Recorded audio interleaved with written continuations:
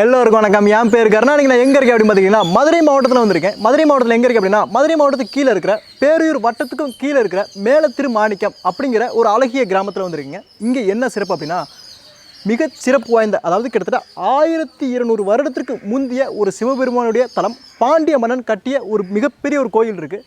இந்த வீடியோ ஃபுல்லாமே பாருங்கள். அந்த கோயில் என்ன, அதோட வரலாறு என்ன, எப்படி இருக்குது எல்லாமே தெரிஞ்சுக்கலாம். அங்கே வீடியோக்குள்ள போகலாம்.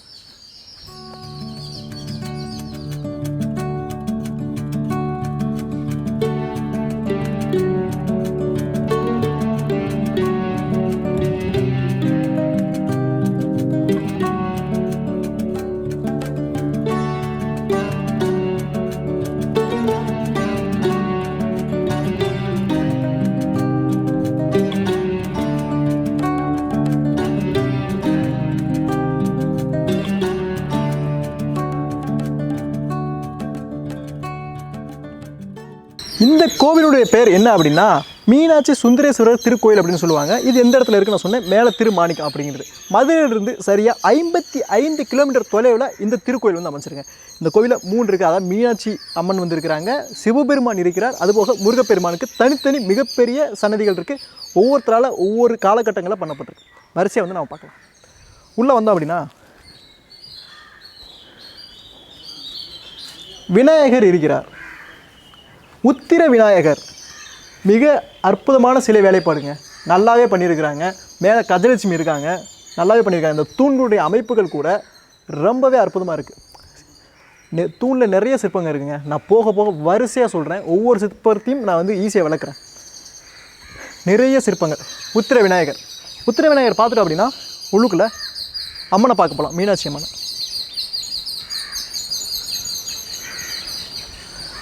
உள்ளே வர்றப்ப கொடிமரம். இந்த கொடிமரம் பிற்காலத்தில் வரப்பட்டது. இந்த கோவில் எப்போ கட்டப்பட்டது அப்படி பார்த்தோம்னா கிபி 9ஆம் நூற்றாண்டு. அது எப்படி நீங்கள் கரெக்டாக சொல்கிறேன் அப்படின்னா அதற்கான கல்வெட்டு கிடைத்திருக்கிறது, பாண்டியவனோட கல்வெட்டு கிடைக்கிறது. கல்வெட்டுகளை பற்றி இந்த காணொலியோட இறுதி கட்டத்தில் வந்து நான் அதை பற்றி சொல்கிறேன். உள்ளே வந்தோன்னா ஒரு பீடம், நந்தி. இங்கே பிடிச்சதே எனக்கு இந்த நந்தி தான். ஏன்னா அவ்வளோ அழகாக இருக்குது இந்த நந்தி. இதை பார்த்தாலே தெரியுது ரொம்ப பழமை வாய்ந்தது அப்படின்னு. மணிகள் கட்டப்பட்டிருக்கு. அதோட பற்கள் வரிசை முதற்கொண்டு மிக அழகாக இருக்குது, ரொம்ப அழகாக இருக்குது.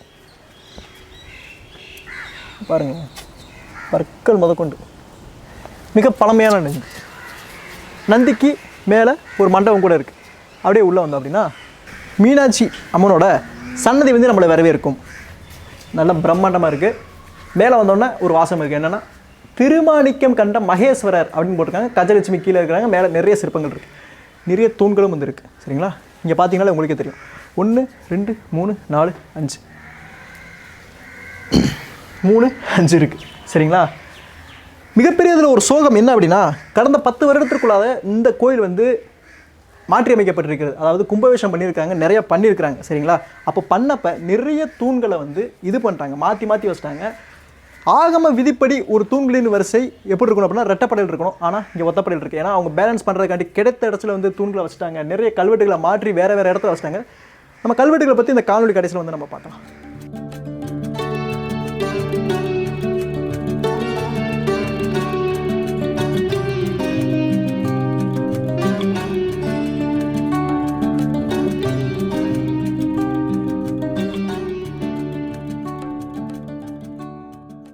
இந்த கோவிலில் நிறைய சிற்பங்களும் விக்கிரகங்களும் நிறையவே வந்துருக்கு. அதை பற்றி விளக்குறதுக்கு இந்த கோயிலுடைய அர்ச்சகர் அசோக் ஆனந்தகிரி சிவம் ஐயா வந்திருக்காங்க. அவரே வந்து விளக்குவார். வணக்கங்க. ஹரிஓம். நம்மளுடைய மீனாட்சி சுந்தரேஸ்வருடைய ஆலயத்தில் முதலாவதாக நம்ம தரிசனத்துக்கு உள்ள நுழைஞ்ச உடனே வந்துட்டு உத்திர விநாயகரை தரிசனம் பண்ணிட்டு அடுத்து அம்பாளுடைய சன்னதிக்கு நான் உள்ள வரைச்ச முதலாவதாக தென்படுறது நம்மளுடைய உச்சிஷ்ட கணபதி. இந்த உச்சிஷ்ட கணபதி வந்துட்டு முக்கியமான ஒரு அம்சம் என்னன்னா இவாளுடைய விக்கிரகம் இருக்கிற இடம் ரொம்ப ரொம்ப கம்மி தான். விநாயகர்கள் நம்ம நிறைய பேர் பார்த்துடலாம், ஆனால் இந்த உச்சிஷ்ட கணபதின்றது ரொம்ப ரொம்ப கம்மி. அப்படி இருக்கிறப்ப நம்ம ஆலயத்தில் உச்சிஷ்ட கணபதி அமைஞ்சிருக்கிறாங்க. ரெண்டாவது உச்சிஷ்ட கணபதி சுவாமியோட திருநாமம் உச்சிஷ்ட கணபதி, பக்கத்தில் இருக்க அம்பாளுடைய திருநாமம் வந்துட்டு தாரா. இவங்க எதற்காக அப்படின்னா அதர்வண வேத மந்திரத்துக்கு வந்துட்டு பிரதானமாக விளங்குறது நம்மளோட உச்சிஷ்ட கணபதி தான். இந்த உச்சிஷ்ட கணபதியோட முக்கியமான அம்சம் என்ன அப்படின்னா இந்த படிப்பு வராத குழந்தைகள், அந்த மந்தமாக இருக்கிற குழந்தைகள்லாம் வந்துட்டு இந்த உச்சிஷ்ட கணபதிக்கு மாசத்தில் வருகின்ற மூல நட்சத்திரத்தன்னைக்கு அருகம்புல் மாலை சாற்றி அவளுக்கு செவிச்சொன்னா அந்த படிப்பில் இருக்க மந்தம் முழுமையாக விளக்கப்பட்டு குருவுடைய பரிபூர்ணமான அனுகிரகம் கிடைக்கிறதுன்றது இந்த சாலை சிறந்த ஒரு உண்மையான ஒரு உண்மை.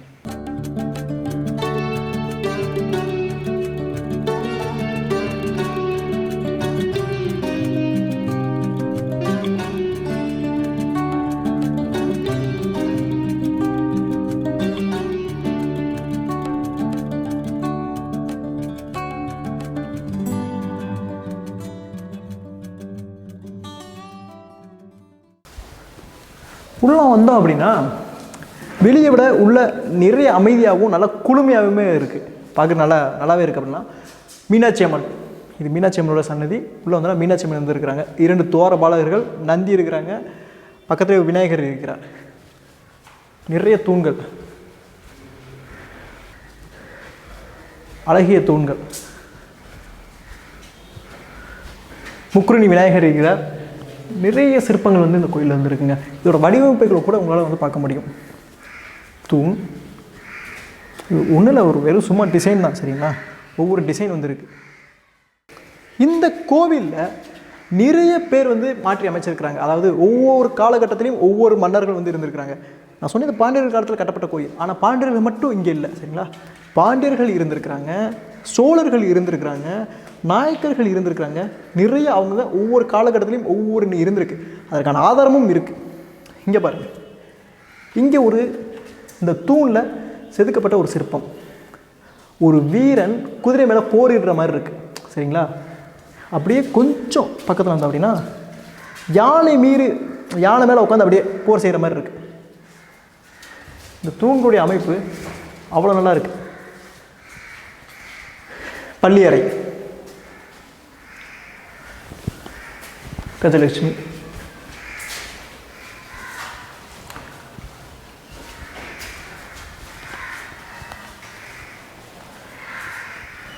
மீனாட்சியுடைய சன்னதி அவ்வளோதான். இதற்கு அப்படியே கொஞ்சம் அடுத்து யார் இருக்கா அப்படின்னா முருகப்பெருமானுடைய சன்னதி இருக்குது. இப்போ முருகப்பெருமானுடைய சன்னதியை போய் பார்க்கலாம்.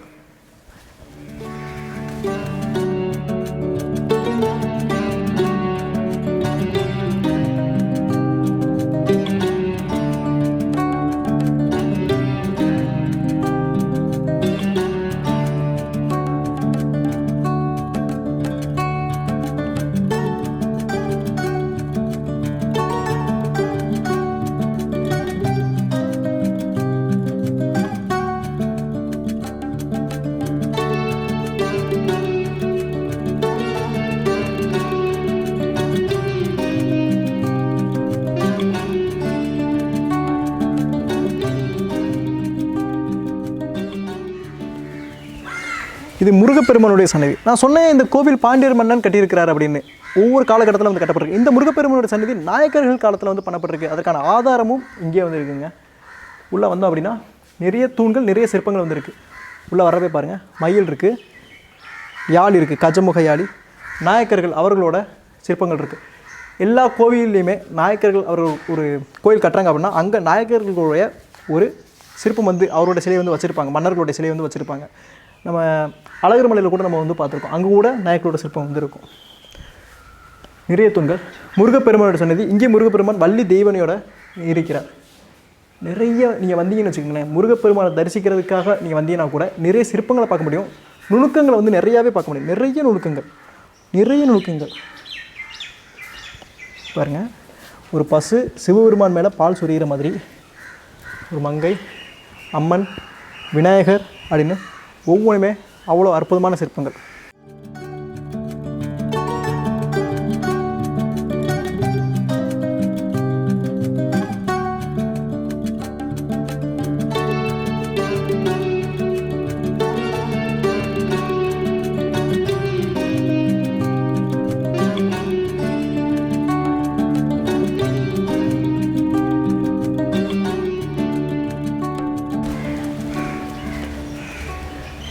இது மூன்றாவது சன்னதிங்க. இது யார் அப்படின்னா சுந்தரேஸ்வரர், சிவபெருமானுடைய சன்னதி. முதல்ல வந்து அப்படின்னா மீனாட்சி அம்மனோட சன்னதி, அதுக்கப்புறம் முருகப்பெருமானோட சன்னதி, இது சிவபெருமானுடைய சன்னதி.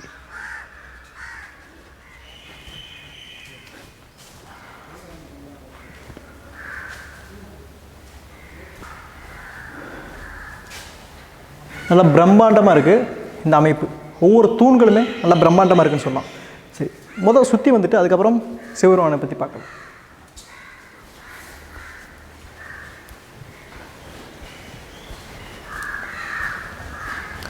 நீ உள்ளே சுற்றி வர்றப்ப முதல்ல உங்களுக்கு யார் தெரியல அப்படின்னா, இடது பக்கம் சப்த கன்னிமார்கள் வந்திருக்காங்க. நம்ம இப்போ கூட நம்ம பார்த்தோம், கடந்த ஒரு 2-3 காணொலிக்கு முன்னாடி சடையாண்டி கோயிலில் கூட பார்த்தோம், சப்த கன்னிகள் இருந்தாங்க. நம்ம ஊர் காவல் தெய்வங்களாக சப்த கன்னிகள் ரொம்ப காலமாக நம்ம ஆதியிலிருந்தே நம்ம வழிபடக்கூடிய ஒரு கடவுள்கள் யார் அப்படின்னா சப்த கன்னிகள் வந்து அந்த காலத்துலேருந்து இருக்காங்க. அந்த அணுக்கை விநாயகர் வந்து இருக்கிறார். இங்கே இருக்கிற அர்ச்சகர் ஐயா அவர் வந்து சொன்னாங்க, இந்த கோயிலை என்ன பண்ணணும்னாலுமே அனுமதி வாங்க வேண்டியது நம்ம இந்த அணுக்கை விநாயகர் அவர்கிட்ட தான் அப்படின்னு அர்ச்சகர் ஐயாவும் சொன்னாங்க. அப்படி வந்தோன்னா நிறைய கல்வெட்டுகள் இந்த இடத்துல இருக்குது. நாகதேவதை இந்த கோவிலில் மிக மிக முக்கியமானது இந்த நாகதேவதை. இதை ஐயா வந்து விளக்குவாங்க. ஹரி ஓம். நம்மளுடைய ஆலயத்தில் பலவிதமான விக்கிரகங்கள் பார்த்து வந்தோம். இந்த பார்த்து வந்ததில் இப்போதான் நம்ம பார்க்க வேண்டிய முக்கியமான விக்கிரகம் அப்படி என்னன்னா நம்மளுடைய சர்பந்தா மகா தேவதை. இது நம்ம நாகதேவதைன்னு சொல்லலாம். இந்த கோவிலை நடைமுறைப்படுத்தி கட்டுறதுக்கு மற்ற விஷயம் எல்லாத்துக்குமே கட்டமைப்புகளுக்கு வந்துட்டு சர்பந்தா உதவி பண்ண சொல்லி இந்த கோயிலுடைய வரலாறுகள் உண்டு. அப்படிப்பட்ட சர்பந்தா நம்மளுடைய ஆதிசேஷன். இந்த நம்ம கோயிலுடைய முக்கியமான அம்சம் என்ன அப்படின்னா, நம்மளுடைய ஜாதகத்தில் ராகு கேது அவங்களுடைய மத்தியில் எல்லாருமே வந்துட்டு எல்லா கிரகங்களும் அமைஞ்செடுத்துனா அது சர்பதோஷம் சொல்லுவா. இந்த சர்பதோஷன்றது சாதாரண தோஷம் இல்லை. இந்த தோஷத்தை நம்ம நிவர்த்தி பண்ணணும்னா இந்த சர்பத்துக்கு உண்டான பலவிதமான நம்ம பூஜைகள் யாகங்கள் பண்ண வேண்டியது வரும். ஆனால் நம்ம மீனாட்சி சுந்தரேஸ்வருடைய ஆலயத்தில் நம்ம ஆலயத்துக்குள்ளே வந்தாலே போகிறோம், வந்து நம்மளுடைய சர்பத்தை வந்து பார்த்துட்டு போடாலே போகிறோம், அந்த சர்பதோஷம் நிவர்த்தி ஆகிறது. இந்த சர்பதோஷம் நிவர்த்தி பண்ணி நம்மளுடைய வாழ்க்கையில் திருமணங்கள், குழந்தை, எல்லா விதமான விஷயத்தையும் வந்துட்டு அடைஞ்சிட்டு போயிருக்கா. இது நம்மளுடைய நாகதேவதையோடைய பெரிய அற்புதமான ஒரு செயல். இது இந்த நாகதேவதைக்கு அப்படியே எதிர்த்தாப்புல லிங்கோத்பவர் இருக்கிறார். அதாவது சிவபெருமானுடைய அடிமுடி காணுமிடம் இங்கே வித்தியாசமாக இருக்குது சாமி. மற்ற இடத்துல இந்த லிங்கோத்பவர் வந்து ஒரு சிவபெருமான், அது ஒரு லிங்கத்து மேலே இருக்க மாதிரி இருக்கும். இங்கே வித்தியாசமாக இருக்குது. இதுக்கு எதுவும் நம்மளுடைய ஆலயத்தில் சுவாமி வந்துட்டு சுவாமிக்கு பின்புறகாரத்தில் பார்த்தீங்கன்னா லிங்கோத்பவருடைய சன்னதி உண்டு. இந்த லிங்கோத்பவர் பார்த்தீங்கன்னா மற்ற ஆலயங்கள் நம்ம பார்க்குறச்ச கீழே வராகரும் ஒரு லிங்க வடிவத்துக்கு மத்தியில் வந்துட்டு நம்ம சுவாமி இருப்பார். சுவாமிக்கு கீழே அடியில் வந்துட்டு வராக ரூபமும் மேலே வந்துட்டு பிரம்ம ரூபமும் இருப்பாங்க. இது காரணம் என்ன அப்படின்னா அடிமுடி காண்ற காட்சி. இந்த அடிமுடி காண்ற காட்சி என்ன அப்படின்னா இந்த பூலோகத்துக்கு சொல்லி கொடுத்த முதல் விஷயம் என்னன்னா, நம்மளுடைய எக்காரணத்தை கொண்டும் ஆணவம் நம்மகிட்ட இருக்கக்கூடாத ஒரே ஒரு காரணத்துக்காகத்தான் இந்த அடிமுடி காட்சி நடக்கிறது. அப்போ பிரம்மதேவன் வந்துட்டு மேலே போய் அன்ன மூலியமாக போய் பார்க்குறார். கீழே சுவாமி என்ன பண்ணிட்டாருன்னா அவருடைய அடியை பார்க்கறதுக்காக வராகம் என்பது பன்றி ரூபம், அந்த பன்றி ரூபம் எடுத்து அவர் கீழே போகிறார். கீழே போய் பார்க்க போயிட்டார். மற்ற இடங்களில் பார்த்தீங்கன்னா இந்த லிங்கோத்பவர் லிங்க வடிவெல்லாம் இருக்கும். ஆனால் நம்ம ஆலயத்தில் பார்த்தீங்கன்னா அந்த பிரம்மனையும் மகாவிஷ்ணுவையும் தனியாக காமிச்சிருப்பாங்க. அப்போ சுவாமி என்ன பண்ணிட்டார் அப்படின்னா அந்த வராக ரூபம் எடுத்து அவருடைய அடியை பார்க்கறது கீழே போயிட்டாங்க. அதே மாதிரி அவருடைய அடி வந்து கீழே தொட்ட உடனே சுவாமி என்ன பண்ணிட்டாருன்னா யார் உன்னுடைய பாதத்தை தொடுறாங்க அப்படின்னு சொல்லி சுவாமி கீழே குனிஞ்சு பார்த்தாரு. அப்போ அடியும் முடியும் சேர்த்து பார்த்துறாங்களா. அப்போ எக்காரணத்தை கொண்டும் யாருடைய அந்த அகம்பாவம் என்ற ரூபத்தில் இல்லாமல் தாழ்மையா நம்ம இருந்தோம்னா கண்டிப்பா எல்லாரோட விஷயம் கிடைக்கும்னு சொல்றதா இந்த காட்சியோட உண்மையான விஷயம். ரெண்டாவது, நம்மளுடைய அந்த பழமொழியில கூட சொல்லுவா, அடி உதவுற மாதிரி அண்ணன் தம்பியோட உதவ மாட்டோம்னு சொல்லி. இன்னைக்கு நம்ம நாட்டு வழக்கத்தில் என்ன சொல்றோம்னா நம்ம அடிக்கிற மாதிரி அண்ணன் தம்பியோட உதவ மாட்டோம்னு சொல்லுவாங்கல்ல, அந்த அர்த்தம் அது கிடையாது. அடி என்பது சுவாமியோட திருவடி. இந்த திருவடி உதவுற மாதிரி அண்ணன் தம்பி என்பவன் விநாயகனும் முருகனும் அவா கூட செய்ய மாட்டா அப்படின்னு சொல்றது இது முக்கியமான காட்சி.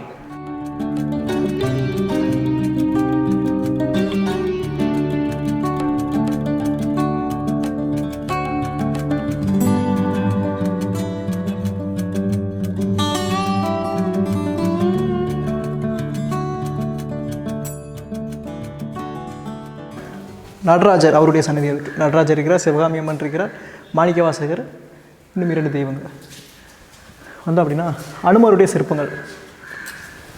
நான் சொன்ன தூண்கள் மிக பிரம்மாண்டமாக இருக்குது. அந்த பிரம்மாண்டமான தூணில் மிக அழகிய வடிவமைப்பு அப்படின்னே சொல்லலாம், மிக நுணுக்கமான வடிவமைப்பாக வந்து வச்சுருக்கிறாங்க. சரி, இந்த மீனாட்சி சுந்தரேஸ்வரர் கோயிலில் வந்து ஒரு கால பூஜை மட்டுமே வந்து நடந்துக்கிட்டு இருக்குது. இங்கே வந்து நிறைய சிற்பங்கள் நான் சொன்னேன் பார்த்தீங்களா. இங்கே ஒரு யானையுடைய சிற்பங்கள், யானை தலைவணங்குற மாதிரி வந்து செதுக்கப்பட்டிருக்கு. இங்கே கீழேயும் அமைப்புகள் நல்லாவே இருக்குது. இந்த இடத்துல வந்து ஒரு சிற்பம் இருக்குது. இந்த சிற்பம், அதாவது நான் முதலே சொல்லிடுறேன், கோயில்களில் 64 கலைகளையும் உள்ளுக்குள்ளே கொண்டு வருவாங்க, அதையும் சிற்பமாக செதுக்குவாங்க. சரிங்களா, அதில் ஒன்று தான் காமக்கலை அப்படின்னு சொல்லுவாங்க. அதை கூட சிற்பமாக நிறைய செதுக்கியிருப்பாங்க. இந்த சிற்பத்தை பார்த்தீங்கன்னா ஒரு பெண்ணின் மேல் ஒரு சன்னியாசி வந்து இருக்கிற மாதிரி வச்சுருப்பாங்க. இது எதுக்காண்டி மெயினாக என்ன சொல்ல வர்றாங்க இந்த சிற்பத்தின் மூலம் அப்படின்னா, இவர் காமத்தை அடக்கியவர் அப்படிங்கிறத குறிப்பால் வந்து உணர்த்துறாங்க. அப்படிங்களா, அதனால் நீங்கள் எந்த கோயிலுக்கு போனாலும் ஒரு காமத்தையும் அது நிறைய ஒரு சிற்பம் வந்து வடித்து வச்சுருப்பாங்க. நம்ம அதை வந்து ஒரு கலையாக தான் வந்து நம்ம பார்க்கணுமே தவிர வேற ஒரு கண்ணோட்டத்தில் வந்து பார்க்கக்கூடாது. இந்த பக்கம் சூரிய பகவான் இருக்கிறார், இந்த பக்கம் சந்திர பகவான் வந்து இருக்கிறார்.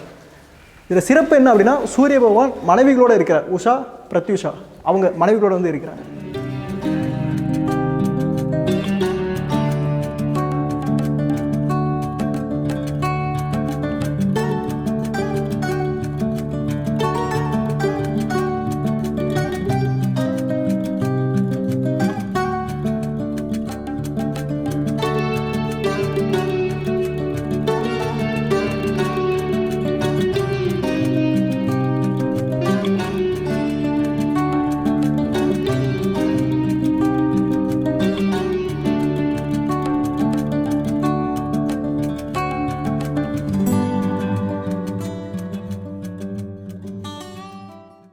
இந்த கோவிலுக்கு பின்புறம் வந்து இந்த கோவிலோட தலைவிருச்சம் வந்து இருக்குது.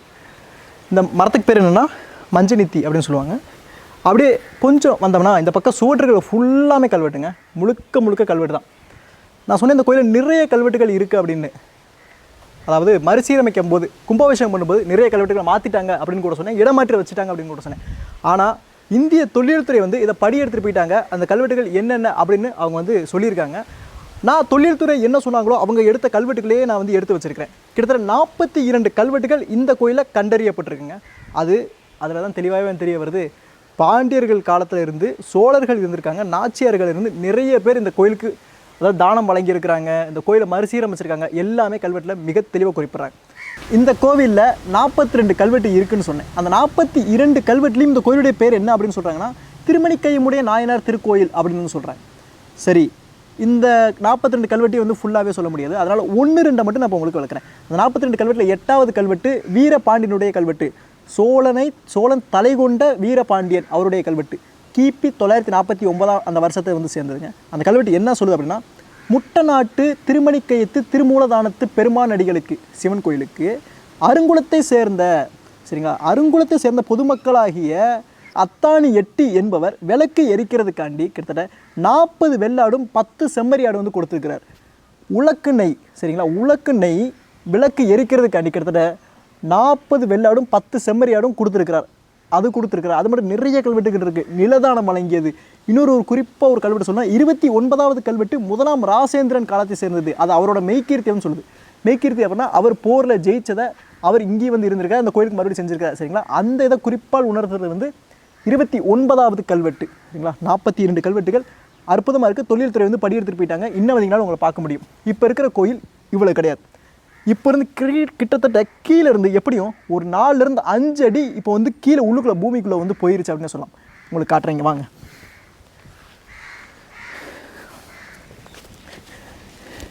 உங்களுக்கு தெரியுதுங்களா, இதுதான் பூமியோட முதல் இருந்த பேஸ்மெண்ட். பாருங்கள், கிட்டத்தட்ட ஒரு 4-5 அடி கீழே வந்து போயிருச்சு. நிறைய மறுசீரமைச்சிருக்காங்க. நிறைய மறுசீரமைக்கப்ப இன்னும் நிறைய கல்வெட்டுகள் காணாமல் போயிருக்கலாம். சரி, இந்த கல்வெட்டுகள் எல்லாத்தையுமே இந்த 42 கல்வெட்டுகளையும் நான் நம்மளுடைய தமிழ்நேவிகேஷன் அப்படின்னு ஒரு வெப்சைட் இருக்குங்க, கீழே நான் வந்து டிஸ்கிரிப்ஷன் வந்து லிங்க் கொடுக்குறேன். உள்ளே போனீங்கன்னா அந்த 42 கல்வெட்டும் என்ன சொல்லுது, இந்த இடத்தோட வரலாறு என்ன, மொத்தமே அதில் வந்து வரும். இந்த இடத்துக்கு மட்டும் கிடையாது, இதுக்கு முன்னாடி நம்ம பண்ண போகிற எல்லா இடத்துக்கும் அந்த வெப்சைட்டில் அதை பற்றின தகவல்கள், நான் எங்கேருந்து இன்ஃபர்மேஷன் எடுத்தேன், வேறு என்னென்ன இன்ஃபர்மேஷன் இருக்குது, எல்லாமே அந்த வெப்சைட்டில் இருக்கும். உள்ளே போனால் இன்னும் உங்களுக்கு முழுமையான ஒரு இன்ஃபர்மேஷன் நிறையவே வந்து கிடைக்கும். அதுக்கு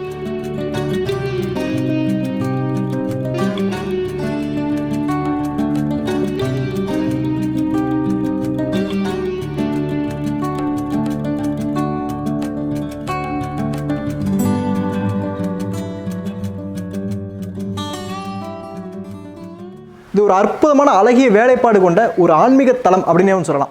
மதுரை மாவட்டம் பேரையூரில் வந்துருக்கு. நிறைய சிற்பங்கள், நிறைய ஒரு வரலாறு இருக்குங்க. கிட்டத்தட்ட 1100 வருஷம் மிக பழமையான ஒரு கோயில். பாண்டியர்கள்ட்ட இருந்திருக்கு, சோழர்கள்ட்ட இருந்திருக்கு, அதுபோக நாயக்கர்கள், ஒவ்வொரு குறுநில மன்னர்கள் நிறைய பேர்கிட்ட இந்த கோயில் வந்திருக்கு. ரொம்ப வருஷம் கடந்துருச்சு அப்படின்னாலுமே இன்னும் கம்பீரமாக நிற்குது. நான் கூகுள் மேப் டிஸ்கிரிப்ஷனில் கொடுக்குறேன். கண்டிப்பாக குடும்பத்தோடு வந்து பார்க்க வேண்டிய ஒரு முக்கியமான ஒரு சிவத்தலம், ஒரு ஆன்மீக தலம், ஒரு மீனாட்சி அம்மனோட முக்கியமான ஒரு தலம் அப்படின்னு சொல்லலாம். அருமையான கோயில். கண்டிப்பாக எல்லோரும் வந்து பாருங்கள். இதே மாதிரி ஒரு அற்புதமான வீடியோ சந்திக்கலாம். நெக்ஸ்ட் வீடியோ பார்க்கலாம். 5 மணிக்கு.